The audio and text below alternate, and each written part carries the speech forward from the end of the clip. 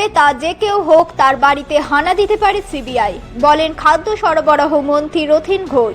পাশাপাশি রাজ্যের মুখ্যমন্ত্রীর নাম মমতা বন্দ্যোপাধ্যায়, সেখানে তার দলের আর এক সৈনিক মধ্যমগ্রাম পৌরসভা ৪ নম্বর ওয়ার্ডের কাউন্সিলর মমতা রায় সেন বলেন, কোনো মানুষের মৃত্যু নিয়ে যখন রাজনীতি হয় তখন তার চেয়ে দুঃখজনক আর কিছু হতে পারে না। একটা সময় ঝড় থেমে যাবে, পৃথিবী আবার শান্ত হবে। আজ মধ্যমগ্রাম আবদালপুর চৌমাথা টোটো ইউনিয়নের আয়োজিত রক্তদান শিবিরে এসে এমন মন্তব্য তৃণমূলের নেতৃত্বের। উপস্থিত ছিলেন রাজ্যের খাদ্যমন্ত্রী রথীন ঘোষ। আরজিকর কাণ্ড নিয়ে মুখ্যমন্ত্রীর পদত্যাগ চেয়ে বিরোধীদের কটাক্ষ জবাবে রথীন ঘোষ যারা বলছে তারা সব দায়িত্বশীল নেতা, তাদের একটা বাক সংযম দরকার যে কোন ইস্যুতে কী করা যায়।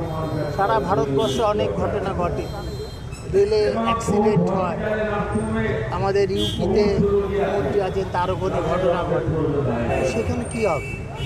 এখানে পদত্যাগ চাইছেন, তাহলে ওখানে কী হবে? অর্থাৎ এইটা দায়িত্বশীল নেতাদের কাজ নয়। আমার মনে হয় যে বরঞ্চ দায়িত্বশীল গণতন্ত্রে যেটা হয়, দায়িত্বশীল নেতারা সঠিক তাদের মনোভাব ব্যক্ত করে এবং যে উদ্দেশ্য নিয়ে বাংলার মাননীয় মুখ্যমন্ত্রী প্রথম দিনই বলেন যে দোষী ব্যক্তিদের শাস্তির দাবিতে তাদের বিরুদ্ধে সিবিআই কেন যে কেউ হানা দিতে পারে, এটা নিয়ে তো আমাদের কিছু বলবার নেই। কেন আমরাও উপযুক্ত দোষী ব্যক্তিদের শাস্তি চেয়েছি, সেখানে কে সিবিআই কে পুলিশ কি কাকে হানা দিল ওটা নিয়ে আমাদের কোনো মানুষের মৃত্যু নিয়ে যদি কেউ রাজনীতি করে তার চেয়ে দুঃখজনক ঘটনা নেই।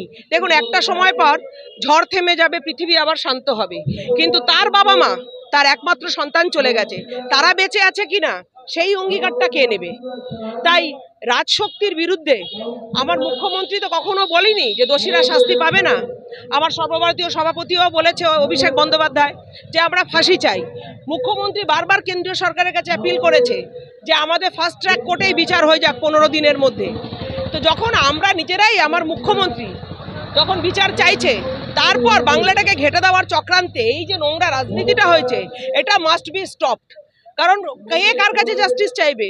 ওনারা সিবিআই চেয়েছিল, সিবিআই করেছে। আজকে তো ক্রমে ক্রমে সুপ্রিম কোর্টের ভার্ডিক্ট প্রমাণ করছে যে পুলিশের যে অ্যারেস্ট হয়েছিল, মুখ্যমন্ত্রী যাকে দোষী সাব্যস্ত করে আমরা প্রাথমিক যেটা করেছিলাম, সেটা কিন্তু আজকে সুপ্রিম কোর্টও কিন্তু ভার্ডিক্ট দিয়ে দিয়েছে যে একজন মানুষই অপরাধী এবং আগামী দিনও সিবিআই নিজের মতন করে কাজ করছে।